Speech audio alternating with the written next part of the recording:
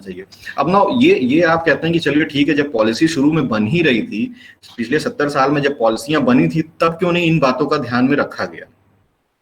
इन बातों को ध्यान में भाई तब भी रख सकते थे आप। लेकिन उस समय क्या था, उस समय जो पहले जो पॉलिसी बनी है उसमें हमारा इतना जो है इन्फ्लुएंस नहीं था। देखिए सुधार कब होता है? सुधार दो चीजों से होता है। एक, पहला तो सुधार तब होगा या तो भूतकाल में या मतलब पहले कभी कुछ ऐसा हुआ हो तब सुधार करने की आवश्यकता होती है, ठीक है। नहीं, अगर आज आपने कोई पहली बार पॉलिसी बनाई है तो कम से कम 20 से 30 साल 40 साल आप उस पॉलिसी को उपयोग में लाएंगे, तब उसको जाके क्रिटिसाइज करेंगे या फिर उसको जाके करेंगे वहां पॉजिटिव निगेटिव क्या है। तो भाई मैं ये बताना चाहता हूं कि करीब 1835 के आसपास, 1830 में हमारे एक अंग्रेज भाई साहब थे, लॉर्ड विलियम बेंटिक। वो 1830 में भारत आए और 1835 में उन्होंने एक जो है एजुकेशन, इंग्लिश एजुकेशन एक्ट दिया। 1835 में इंग्लिश एजुकेशन एक्ट। भाई एजुकेशन एक्ट तो समझ में आता है, ये इंग्लिश एजुकेशन एक्ट क्या है हमें नहीं समझ में आया आज तक। तो 1835 में जो 30 में वो भारत आए और 35 में उन्होंने ये पहली बार एक्ट दिया। तो 30 से 35 के बीच में जो 5 साल का जो अंतराल था, उसमें उन्होंने बहुत कुछ किया। उन्होंने वही सब किया जो आज हमारे पॉलिसी मेकर्स करते हैं। तो आते ही उन्होंने क्या कहा, आते ही उन्होंने उनके जैसे ही उन्होंने कहा कि भाई एजुकेशन जो है इंडिया में बढ़ाई जाए। अब एजुकेशन क्यों बढ़ाई जाए? वो तो हमारा खून चूसने के लिए आए थे। उन्हें क्या हुआ कि हम जो हमें एजुकेटेड किया जाए। उसके पीछे रीजन ये था कि उन्हें यहाँ पे जो भी सपोज वहां से 10 अंग्रेज आते थे, इंग्लैंड से 10 अंग्रेज आते थे, 10 काम करते थे, तो 10 का तो शेयर होता ही था। उसके बाद और जो कुछ बचता था वहां की महारानी जो है उनके खाते में जाता था। तो अभी उन्होंने ये सोचा कि 10 में से एक ही अंग्रेज यहाँ पे रह के काम कर लेगा और बाकी जो 9 का शेयर है वो बचेगा और वो उनकी कंट्री के काम आएगा। तो इसलिए उन्होंने ये सोचा कि हमें मैन पावर यहीं पे डेवलप करना है जो अच्छी अंग्रेजी बोल सके और हमारे हिसाब से काम कर सके।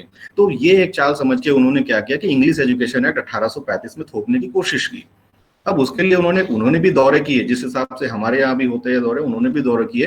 तो एक भाई साहब विलियम एडम थे। विलियम एडम जो एजुकेशनिस्ट थे और जो है प्रचारक भी रहे उनके धर्म के, ये एडम। तो विलियम एडम को ये काम सौंपा गया कि आप देखिए जरा क्या हाल है शिक्षा का भारतवर्ष में, क्या हाल है, उस पर एक रिपोर्ट पर जो है दीजिए हमें। तो उन्होंने पूरा घूमा, सब चीज किया। फिर उसके बाद उन्होंने तीन जो है मेजर कंक्लूजन ड्रॉ करके जो है बेंटिक साहब को बताया। उसमें क्या था, पहला ये था कि भारत में जो शिक्षा चल रही है, भारत में जो शिक्षा चल रही है वो गुरु और शिष्य की पद्धति पर आधारित है। यहाँ पे कोई स्कूल नहीं है, कुछ नहीं है, बस एक पेड़ के नीचे या किसी मंदिर में, किसी दुकान पे, कहीं पे भी लोग इकट्ठा हो जाते हैं और ज्यादा से ज्यादा 10 से 20 लोग जो है उसमें होते हैं विद्यार्थी। वो गुरु जो है उनको शिक्षा देता है और इस तरीके से काम चल रहा है। तो पहला चीज तो क्या है कि यहाँ पे स्कूल और विद्यालय है नहीं, ठीक है। हर गांव में कोई 1 गुरु, 2 गुरु, 3 गुरु ऐसे होते हैं जो कि शिक्षा देते हैं। और शिक्षा किस पे देते हैं? वो आपको जोड़ घटाना सिखाते हैं और भी अलग अलग तरीके की जो है शिक्षा जो भी उस समय की थी वो देते थे।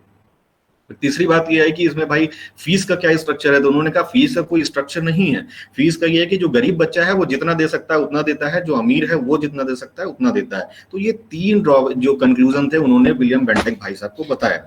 अब इसके बाद क्या हुआ कि अंग्रेजों में ही गुट बन गए, 2 गुट बन गए। एक तो जो है ऐसा बन गया जो ये कह रहा है कि नहीं, भारतीयों को उन्हीं की भाषा में शिक्षा देनी चाहिए और उनके जो तौर तरीके हैं उन्हीं को उनको सिखाना चाहिए, उनकी संस्कृति सिखाना चाहिए। लेकिन नहीं, वहीं पे एक जो है मैकाले साहब थे। तो मैकाले साहब क्या किए, वो एक अलग रूट बना लिए। उन्होंने कहा नहीं नहीं, इनको इस तरीके की शिक्षा नहीं देनी है, हमें ऐसी शिक्षा देनी है जो कि अंग्रेजी में हो और इंग्लैंड की संस्कृति और विज्ञान को पढ़ाए। यहाँ पे जो इंग्लैंड की संस्कृति और विज्ञान को हिंदुस्तानियों को पढ़ाए। क्यों पढ़ाए भाई? क्योंकि ये एक बहुत अच्छा वर्ड, ये मेरे वर्ड्स नहीं है, ये उन्हीं के वर्ड्स हैं। और जो मिनट्स ऑफ द मीटिंग है जो मैकुले, उसमें लिखा हुआ है कि मैं ये चाहता हूं कि मुझे रक्त और रंग और खून से मुझे भारतीय चाहिए। रंग और खून का जो भारतीय हो, लेकिन उसके सोचने की शक्ति और उसका जो आचरण है वो सारा का सारा अंग्रेज होना चाहिए। तो हमें इस तरीके के लोगों को प्रोड्यूस करना है ये एजुकेशन पॉलिसी को लगा के। तो सोचिए, जो हमारी शिक्षा ऐसी बात पे आधारित थी, वो हमें क्या दे सकती है? वो हमें तो सिर्फ इसी तरीके का आदमी बना सकती है कि भाई हमें सोचने समझने की शक्ति नहीं है, हमसे जो कहा जाएगा हम वो करेंगे। क्रिटिकल थिंकिंग जैसी चीज, ये सब चीजें कुछ नहीं थी। और इसी का नतीजा था, अगर आप देखेंगे जो आपसे शेयर कर रहा हूं, ये जो बात है इसको आप जो है बहुत ही उसे शालीनता से आप इस पे विचार करेंगे तो जो भी 4-5 चीजें मैंने आपको प्रॉब्लम बताई है, ड्रॉप आउट की समस्या बताई है, दूसरी बेरोजगारी की, आत्महत्या की, ये सब उसी से निकल के आती है, सब उसी से जुड़ी हुई है।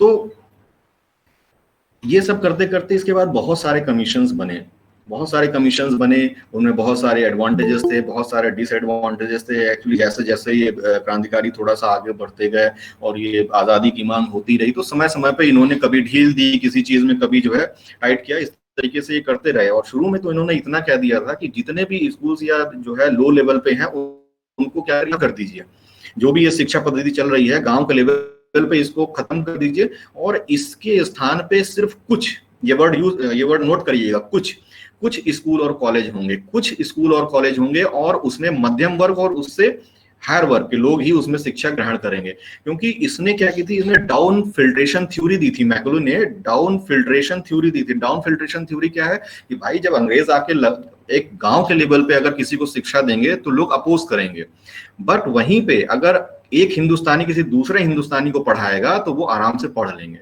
उनको समझ में भी नहीं आएगा कि क्या चल रहा है, उन्हें लगेगा कि हम अंग्रेज बन रहे हैं, हम शिक्षित हो रहे हैं, हमें अंग्रेजी आ रही है।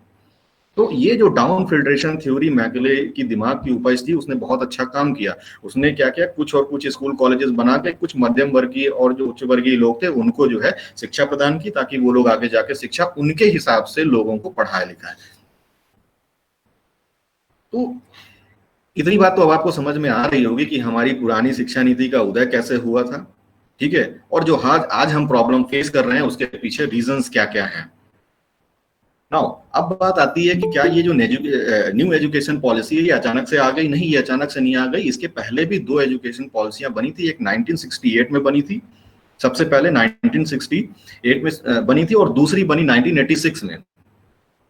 ये दो मेजर पॉलिसियां हैं। इसके बाद ये तीसरी पॉलिसी जो है आज तक की सबसे बड़ी पॉलिसी एनईपी 2020 है। तो इनके बारे में आपको नेट पे सारी चीजें मिल जाएंगी, इंटरनेट पे मिल जाएगा। अगर आप गूगल करेंगे एनईपी 1968 1860 आपको सब पता चल जाएगा कि क्या क्या चीज। हाँ, इन दोनों 1960 और 86 और 2020 के बीच में कई बार इनमें संशोधन हुआ है। डिफरेंट सरकारें आई, डिफरेंट गवर्नमेंट्स आई, डिफरेंट एजेंडाज थे, तो उन्होंने उस हिसाब से थोड़ा थोड़ा कभी कभी कुछ जो है उसमें परिवर्तन किया। तो वो संशोधन एक्ट के नाम पे आपको मिल जाएगा। 1968 में क्या हुआ, 1986 में संशोधन के बाद क्या हुआ। शायद लास्ट जो संशोधन था वो ये मनमोहन सिंह जी ने किया था, उसमें मनमोहन जी ने कुछ संशोधन उसमें किए थे 1986 वाली पॉलिसी में। नाउ अब ये 1920 वाली जो पॉलिसी है, एक गीत है ना, हंगामा है क्यों बरपा। भाई इतना क्या है कि इतना जो है लोग इसके बारे में बातचीत कर रहे हैं। तो बातचीत करना बनता है, बातचीत करना इसलिए बनता है क्योंकि ये एक ऐसी एजुकेशन पॉलिसी, आई थिंक ये फर्स्ट टाइम ऐसा हुआ है कि इसमें बहुत से लोगों को इन्वॉल्व किया गया। किसी एक आदमी ने ऐसे बैठ के पॉलिसी नहीं बना दी, बहुत ही विस्तृत तरीके से इस पॉलिसी को बनाया गया है। आप यही समझ सकते हैं कि ये करीब 9 महीने तक इसमें डिफरेंट जो है सुझाव बहुत ही ग्राउंड लेवल से लोगों के आमंत्रित किए गए हैं। और वो करीब जो है वो एक वेबसाइट थी ऑनलाइन www.mygov.in, उस वेबसाइट के थ्रू इन्होंने करीब 9 महीने तक सुझाव एकत्रित किए हैं। और सुझाव किससे एकत्रित किए हैं? कम से कम 2.5 लाख ग्राम पंचायत, 6,600 ब्लॉक्स और 6,076 जिलों से सुझाव आमंत्रित किए गए। ऐसा ही नहीं कि उन्होंने खुद से बना दिया, या उस जो भी मेंबर्स थे उन्होंने जो है, जो इस कमेटी के मेंबर्स उन्होंने खुद से बना दिया, नहीं, सुझाव एकत्रित किए गए। कम से कम 9 से 10 महीने तक सारे सुझाव एकत्रित किए। इतना ही नहीं, उसके बाद जब सारे सुझाव आ गए तो कुछ राजनीतिक पार्टियां भी, कुछ एमएलएस भी, जो कि तमिलनाडु हो गया, आंध्र प्रदेश हो गया, उड़ीसा हो गया, आपका कुछ ऐसे 5 से 7 स्टेट्स के एमएलएस, उनका डायलॉग हुआ इस कमेटी के साथ। एक अच्छा खासा डायलॉग हुआ कि भाई क्या पॉजिटिव है क्या निगेटिव है। देन उसके बाद ये जो है रखा गया, इसका ड्राफ्ट एक बन के आया।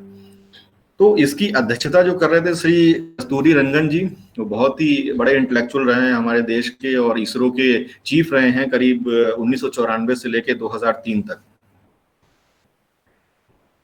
तो बहुत ही बड़े बड़े इंटेलेक्चुअल लोग इस कमेटी में शामिल थे। इवन बड़े लोग ही नहीं, इवन जो भी ग्राउंड लेवल पे, इवन ग्राम पंचायत से बड़ी संख्या में लोगों ने इसमें अपने सुझाव दिए हैं। उन सब बातों पे मंथना होने के बाद जो चीजें निकल के आई, वो ये 64-65 पन्नों का जो डॉक्यूमेंट है आपको देखने को मिलता है नेशनल एजुकेशन पॉलिसी का।